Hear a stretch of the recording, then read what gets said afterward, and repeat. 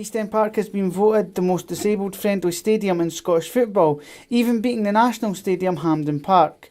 Following Disabled Access Day at the weekend, we caught up with John Simpson of the Dunfermline Athletic Disabled Supporters Club to find out why it is such an important initiative. Well, I'm the secretary of Dunfermline Athletic Disabled Supporters Club. It was founded several years ago, but kind of fell into disuse for several years, and we restarted it 2-3 years ago, partly to raise funds to get access to the first floor at East End Park. There's a lot of hilarity going on here, but our aim really is to represent the interests of disabled supporters to the football club, and generally to raise awareness among the fan base of Dunfermline Athletic about the need for accessibility, and on a wider scale to work with organisations locally whose interests are in disability areas. I think I've got to give credit to Dunfermline Athletic Football Club, because we're standing here on one of the viewing platforms in East End Park, and for several years now East End Park has been one of the leading grounds in Scotland for disabled access. So and I think the key to that was actually building the facilities in as far as possible at the time that the stands were built. It becomes a lot more difficult to do so once there is an existing structure there, because it costs money and resource to do so. The reason for the group being set up is that disabled fans are just fans. Disabled people are just people. There's nothing particularly remarkable about them except that they have a disability.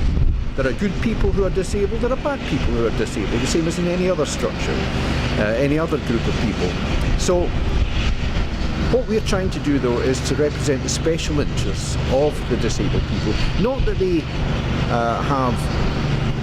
they should get additional or extra consideration, but simply that they should get the same opportunities as people who don't have a disability. And that's the purpose of the group, really, to get that message across to everybody. Whether you are young or old, male or female, in a wheelchair or have a visual impairment, the most imperative point of all of this is to feel valued, whatever the occasion and wherever that may be, but that isn't always the case.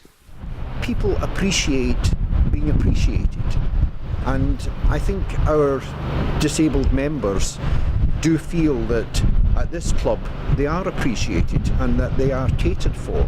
Yeah, we'd like to do more. That's life, and we'll do what we can with the resources that we have available. But yes, all these little things matter, and they increase awareness.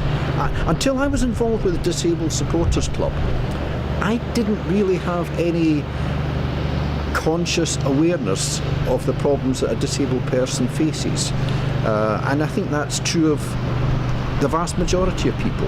It's not that they're bad or evil or wicked or wish ill on somebody with a disability, they just don't consider it. There's too much else going on in their lives. But once you start thinking about it, once you start realising that the problems that a person has are not really their disability, the problems that they have are the structure and the society that we live in that doesn't cater for that person and allow them to enjoy life, even with the disability. I've become much more conscious. Any building I go into now, I start looking at its accessibility. It almost becomes a knee-jerk reaction, and that must be what somebody who has a problem with accessibility has themselves. They must consider before they go out to the cinema, the theatre, the pub, the restaurant, a football match. They have to think about, can I get in that place? Will the person hear me if I'm speaking to them? Will I hear them if they reply? Can I see the menu? Can I read the menu? Is it in typeface that isn't really legible? All these things play a part, and these are things the whole awareness of disability issues that the Disability Awareness Day is trying to focus on. I would say just think about the problems that somebody faces. At the moment, if you don't have a disability, you don't think twice about last minute arrangements like booking a taxi last thing at night, getting on a taxi in the town last thing at night. You don't think about whether if you go to the shop you'll be able to get into it or not. Think about these things and have a think about what you as an individual can do to make things better.